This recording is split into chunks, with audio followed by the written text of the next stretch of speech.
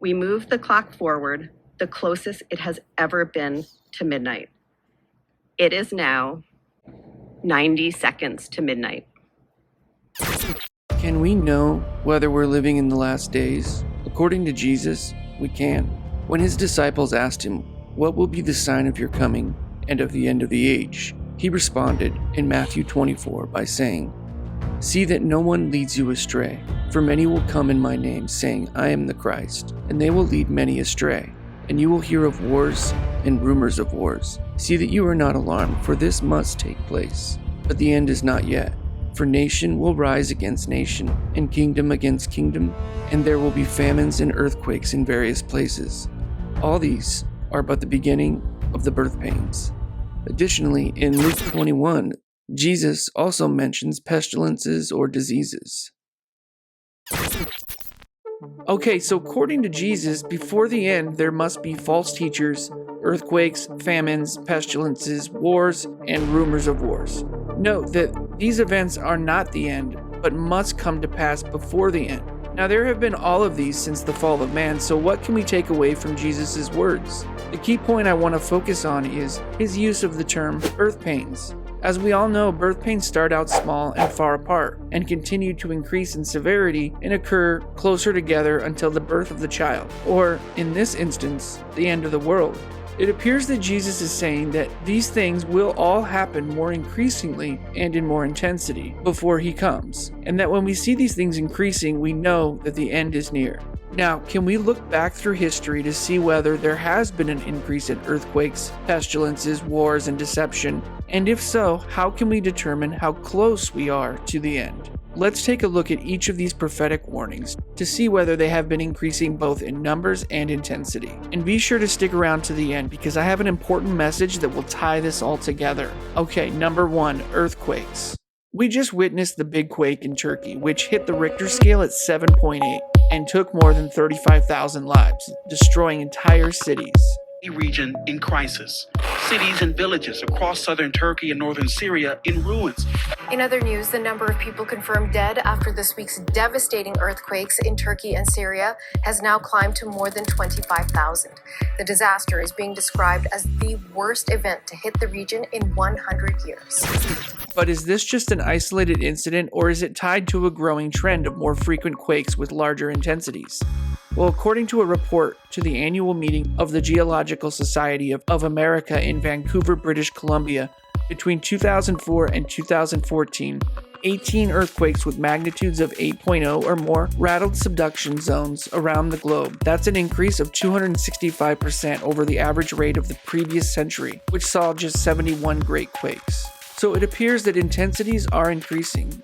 But with regard to the number of earthquakes, the Comcat Earthquake Catalog confirms that we are seeing an increase in the number of earthquakes in recent years. But scientists claim this is not because there are more earthquakes, but because there are more seismic instruments and they're able to record more activity. However, this argument to me is not sound because they aren't basing their assumptions on actual data, but rather the lack of data. So all we can do is measure what we have. According to long-term records since about 1900, we can expect about 16 major earthquakes in any given year. That includes 15 earthquakes in the magnitude 7 range and 1 earthquake magnitude 8.0 or greater.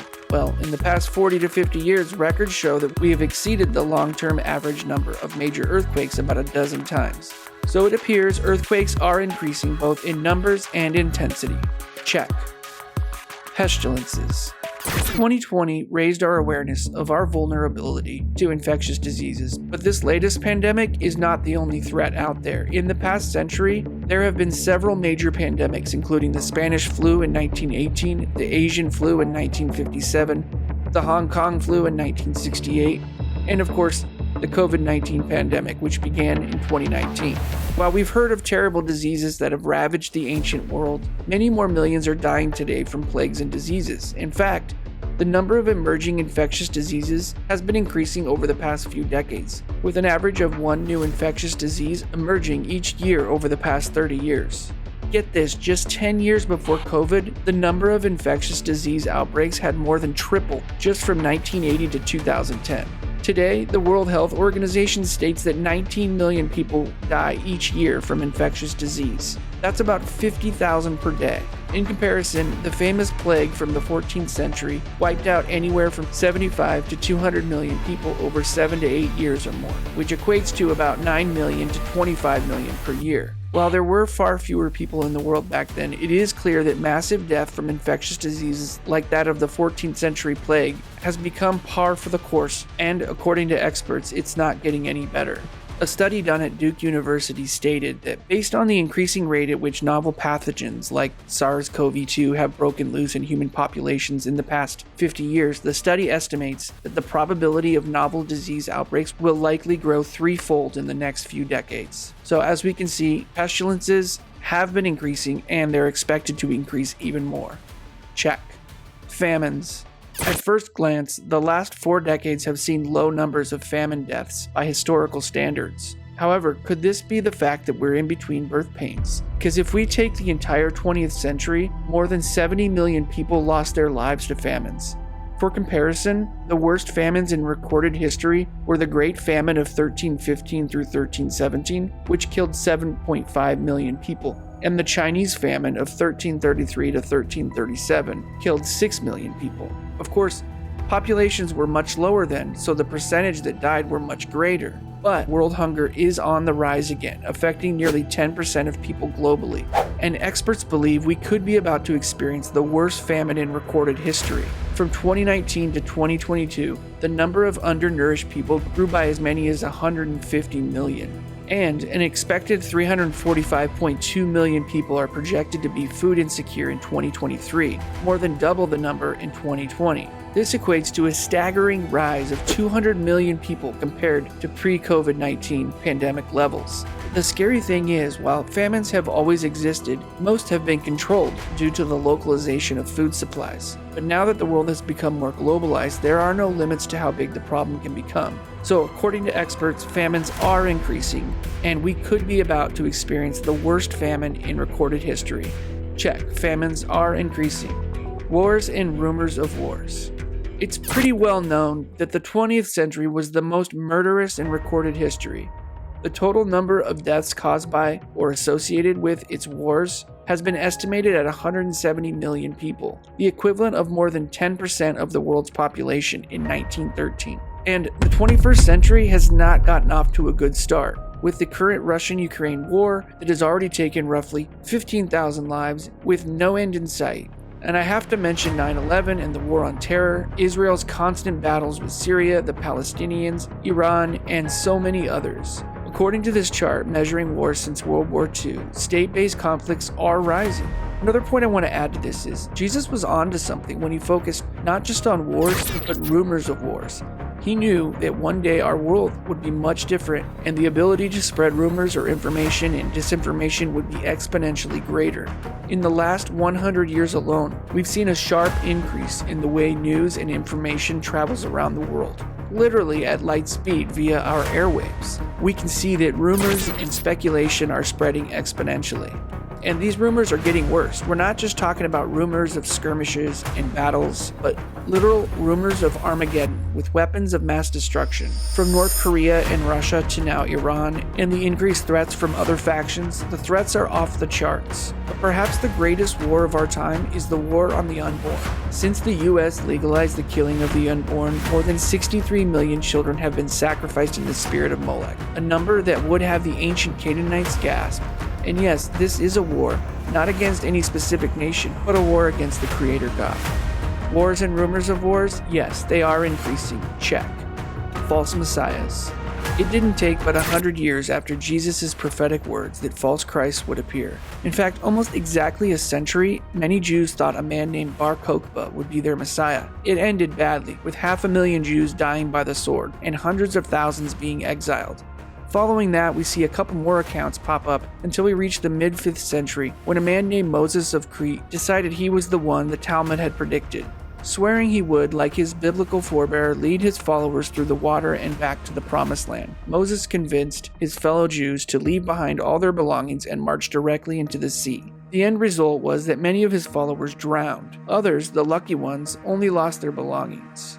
We have dozens of other examples scattered throughout the Middle Ages. In the 12th century, another Messiah named David Alroy, born Menahem ben Solomon in Iraq, tried rising up against the Muslim Empire. Ultimately, his revolt failed and he was assassinated. Also in the 12th century, another unnamed Messiah, discussed by Maimonides or Rambam, convinced many Jews in Yemen to give away all their possessions before he was killed. Then, in the rise and spread of Kabbalah toward the late medieval period, many other Jews would claim to be miracle workers and messiahs, similarly leading Jews to death, poverty, or out of the Jewish community. And then there was the famous Shabbatite Zevi, a charismatic Jew who lived in the early Ottoman Empire during a time when the people had great fervor for a coming Messiah. Claimed to have performed miracles by his followers, he eventually declared himself the Messiah. That is, until the later years of his life, when Zevi was imprisoned by the Islamic hegemony and given an ultimatum: be killed by arrows or convert to Islam. He denied his faith and converted to Islam along with thousands of his followers. History shows that these accounts of false messiahs only increased as the centuries passed, all ending in disaster. And I've only covered the Jewish false messiahs. Many have come from simply veering from the clear teaching of God's word and trying to define Jesus as other than he is. The apostles dealt with false doctrine many times in their letters to the churches, warning believers about the false Christs and false prophets in their midst. The apostle John notes this in his first epistle. He says, "By this you know the Spirit of God. Every spirit that confesses that Jesus Christ has come in the flesh is of God.